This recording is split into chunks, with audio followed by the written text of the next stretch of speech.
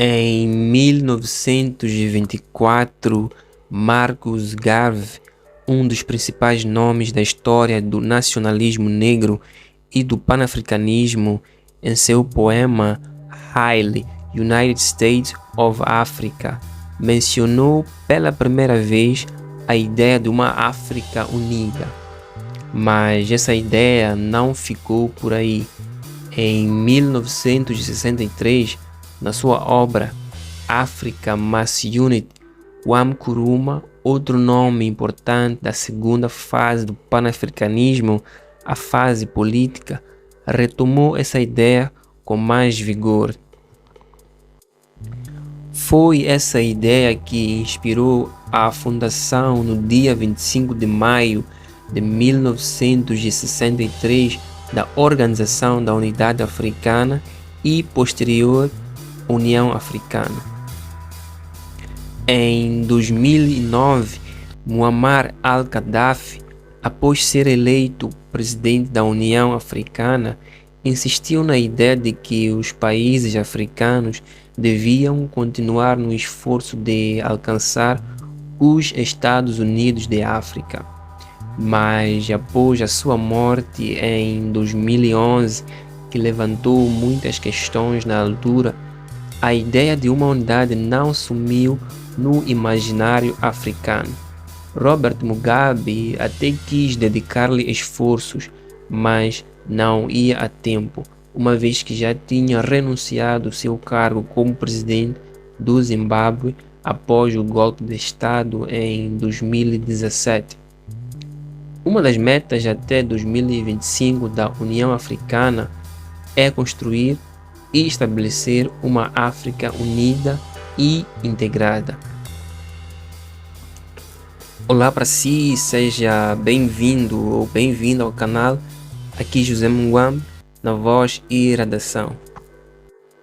Caso este conteúdo esteja a agregar algum valor para si, por favor, dê aquela força através do like e subscreva-se no canal se ainda não for um inscrito. Já? Então vamos! No dia 21 de março de 2018, em Kigali, Ruanda, foram assinados 3 acordos: a Declaração de Kigali e o Acordo Continental Africano de Livre Comércio, que envolvem a criação de uma zona de livre comércio continental, e o Protocolo sobre a Circulação de Pessoas, que visa estabelecer uma zona livre de vistos dentro dos países da Zona de Livre Comércio Continental Africana e apoiar a criação do Passaporte da União Africana. Esses acordos são a manifestação do interesse dos líderes africanos em desenvolver e melhorar a vida dos povos de África, mas o interesse em si não é suficiente para tornar esses acordos execuíveis. Há sacrifícios que às vezes muitos dos nossos líderes não querem se submeter a eles, uma vez que pressupõem ceder uma parte de sua soberania aos interesses do grupo. Bem, esse é um dos aspectos que podemos tomá-lo como um dos desafios à viabilização desse ambicioso projeto e, quiçá, libertador. O Acordo de Livre Comércio chama a atenção pela sua magnitude. Em 2020, este acordo já contava com a participação de 54 dos 55 países membros da União Africana, contabilizando um PIB de 3,4 trilhões de dólares e abarcando 1,3 bilhão de pessoas. Prevê-se, caso a sua implementação seja bem sucedida, que ele contribua no aumento da renda dos africanos através da redução das tarifas alfandegárias e retirar milhões de indivíduos da pobreza extrema, além de gerar empregos e diminuir a desigualdade de gênero no continente.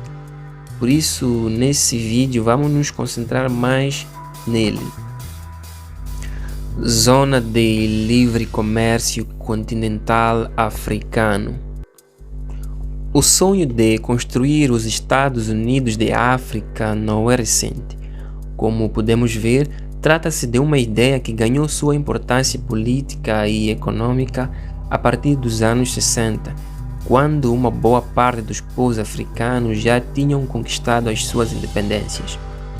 Kwame Nkrumah, primeiro presidente de Ghana, chamou a atenção aos outros líderes sobre as fragilidades políticas e econômicas dos seus estados em relação aos países já avançados política e economicamente e que tinham o domínio e influência sobre o mercado internacional. Ele costumava afirmar que uma África dividida em pequenos estados corria o risco de ver as suas ambições de desenvolvimento frustradas devido, por exemplo, a um mercado bastante limitado que muitos desses países possuíam, o que tornava-os em alvos fáceis da dependência das suas ex-colônias no plano político e econômico. Chegou a dedicar uma obra para debruçar-se sobre esse aspecto, e a obra intitula-se O Neocolonialismo, o último estágio do imperialismo. No princípio, muitos desses líderes não levaram a sério a questão.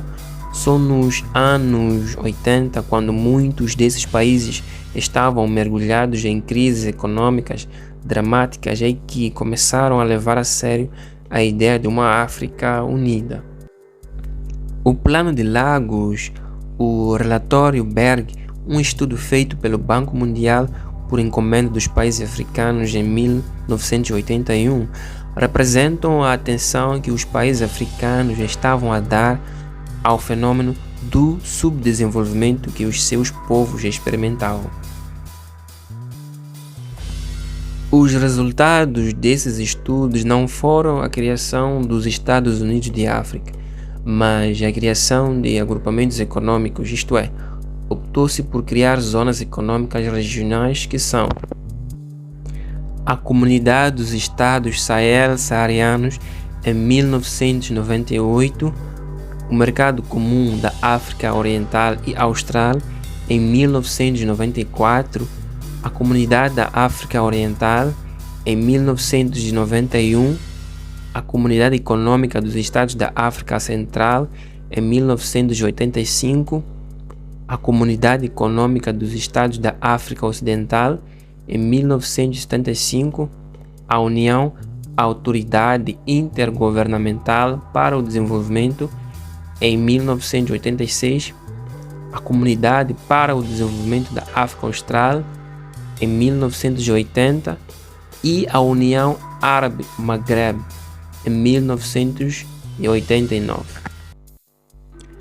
Em 2013, a quando das celebrações dos 50 anos da União Africana, foi lançada a Agenda 2063 e uma das suas metas era que até 2025 já estivesse consolidado e estivesse em funcionamento o Acordo Continental Africano de Livre Comércio.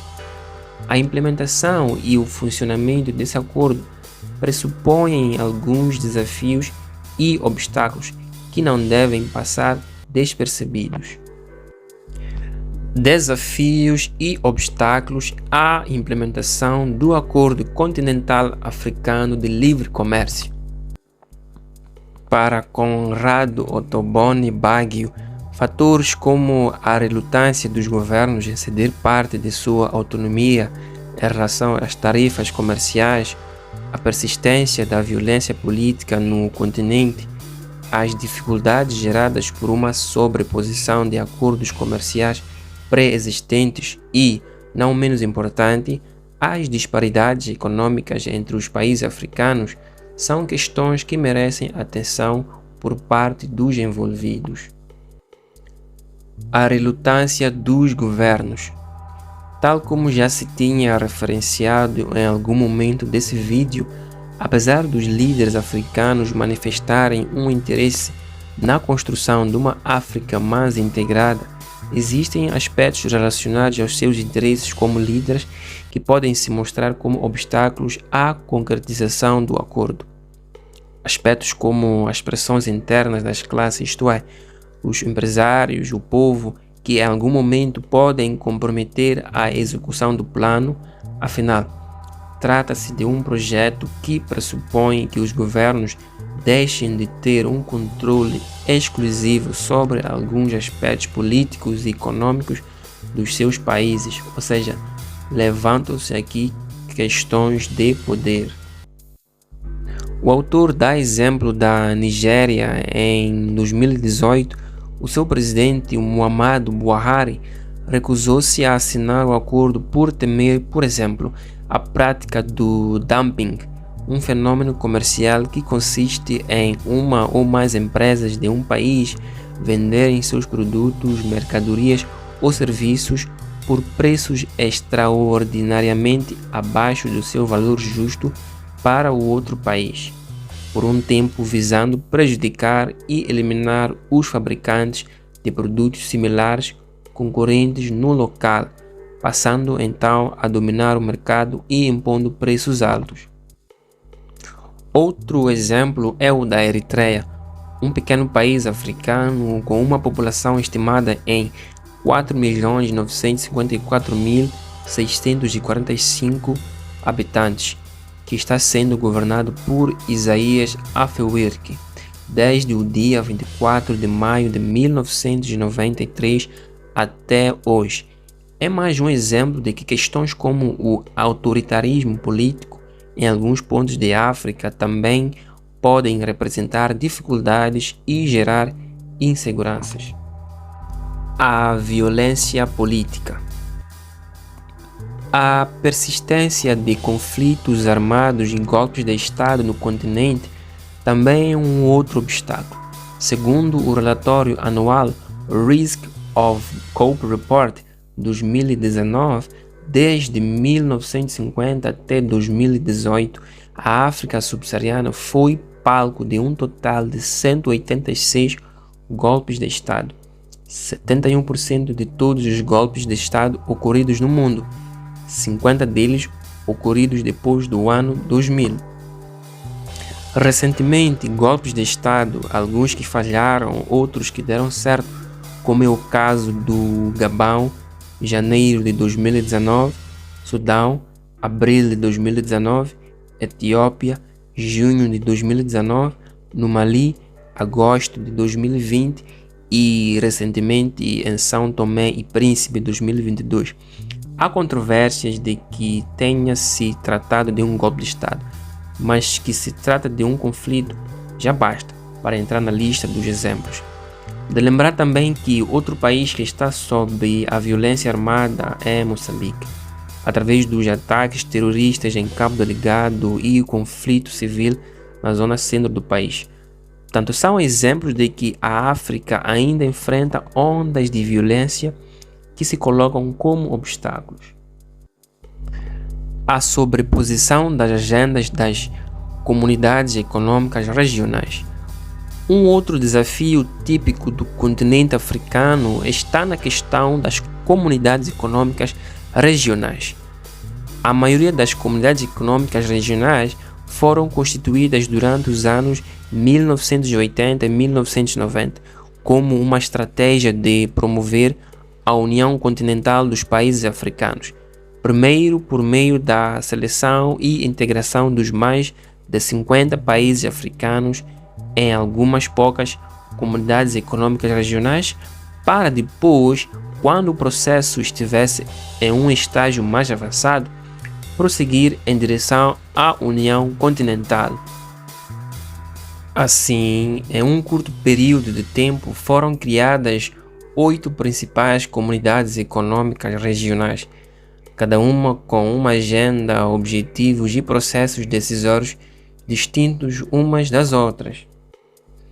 Apesar das vantagens em participar de um bloco regional, a estratégia também exige de um governo a decisão de se adequar às práticas e ritmos de trabalho do grupo.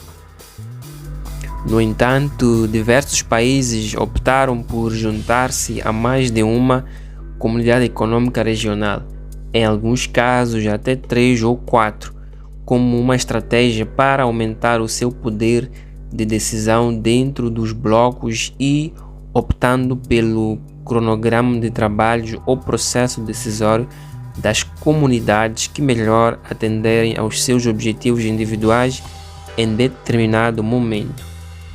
Como consequência disso, de acordo com o relatório da Comissão Econômica das Nações Unidas para a África, 95% dos membros de uma comunidade econômica regional também são membros de outra comunidade, com países como a Quênia e o Burundi participando de 4 comunidades econômicas regionais diferentes e a República Democrática do Congo de 5. O resultado prático disso foi prejudicial aos avanços do processo de integração do continente. O baixo nível de cumprimento dos programas de integração, a implementação de agendas conflituosas, pagamentos e contribuições insuficientes e até pouco comparecimento às reuniões podem ser citados como consequências negativas da transformação das comunidades econômicas regionais em meros instrumentos de políticas nacionais ao invés de mecanismos de integração regional. Disparidades econômicas. A pobreza e a desigualdade ainda são aspectos que assolam o continente africano. Países como a República Centro-Africana, Burundi e a República Democrática do Congo sempre estão inclusos nas listas dos 10 países mais pobres do mundo. De fato, dos 47 estados considerados países menos desenvolvidos pela Conferência das Nações Unidas para Comércio e Desenvolvimento, em 2019, 33 são africanos. Dessa forma, a desigualdade econômica na África representa um desafio extra à implementação do Acordo Continental Africano de Livre Comércio. Além disso, a maioria dos países ainda possuem economias altamente dependentes da exportação de matérias-primas, inseridas de maneira periférica dentro da economia global. Essa realidade se reflete diretamente nos números das trocas comerciais entre os países do continente. Segundo o relatório Desenvolvimento Econômico em África, em 2017, as exportações dos países africanos para outros destinos dentro do continente somaram 16,6% do total. A taxa representa um grande avanço quando levamos em consideração que ela era apenas 9% no ano 2000. Porém, ela ainda permanece baixa quando comparada a de outros continentes. Se levarmos em consideração o fluxo comercial total, soma dos valores das importações e exportações, o número é menor ainda, chegando a apenas 2%. A desigualdade entre os países africanos não é a única disparidade a ser superada. No intervalo entre 2000 e 2007, 70% dos produtos importados pela África consistiam em manufaturados, maquinário e produtos químicos. Ao mesmo tempo, 60% das exportações africanas fora do continente foram de matérias-primas como petróleo e minerais. Portanto, os números acima revelam um problema constante dos países africanos em ter grande parte de suas receitas atreladas à exportação de commodities e todas as consequências relacionadas à dependência de produtos com valores instáveis e cuja queda no mercado internacional pode ser um fator desestabilizador para as economias do continente. Muito bem, obrigado por ter chegado até o fim. Se este vídeo lhe acrescentou algum valor, por favor, dê aquela força através do like. Se ainda não for um inscrito do canal, inscreva-se para que possa receber mais conteúdos e para que possamos interagir e construir imaginários, utopias sobre o desenvolvimento da África. Até breve.